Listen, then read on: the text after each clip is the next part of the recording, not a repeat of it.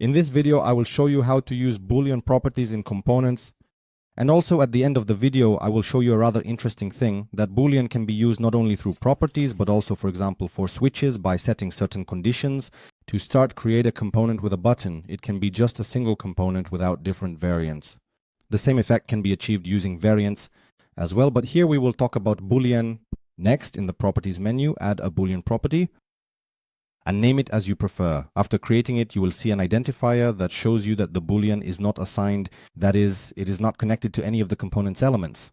The next step is to select the icon and only the icon, and in the right menu where it says Appearance Apply Variable Property, choose the Boolean. Now the Boolean will be applied to this icon. Go to the assets, find this button among your components, and drag the properties onto the workspace. We added the Boolean to the main component, and it also applies to its child components that you use through assets. As you can see, you now have a Boolean, and the switcher simply either hides the object to which you assigned this Boolean or shows it.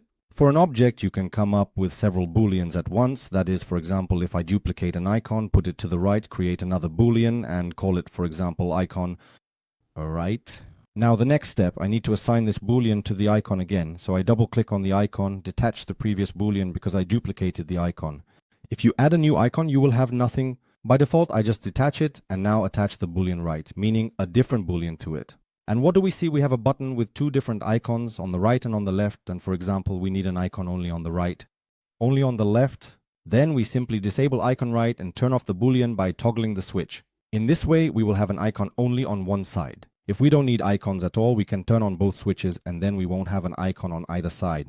Now let's talk about what I promised you at the beginning of the video to show how you can use these switches without creating the Boolean itself. All you need is to take two elements with two different states, and you can name this element switcher true, switcher false, and create a set. Create components and name it, for example, switcher.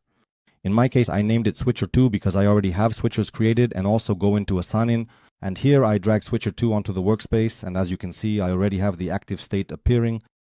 I didn't create any property and simply switch between active and false.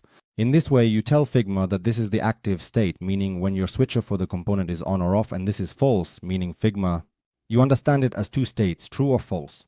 Thus, it's very convenient to create any switchers, radio buttons, and checkboxes. When in your work, you just need to quickly show that, for example, here you have a switcher active, and in another place the switcher is not turned off, and what happens as a result. Thank you for watching this video. All useful links will be in the usual description. Good luck to everyone and goodbye.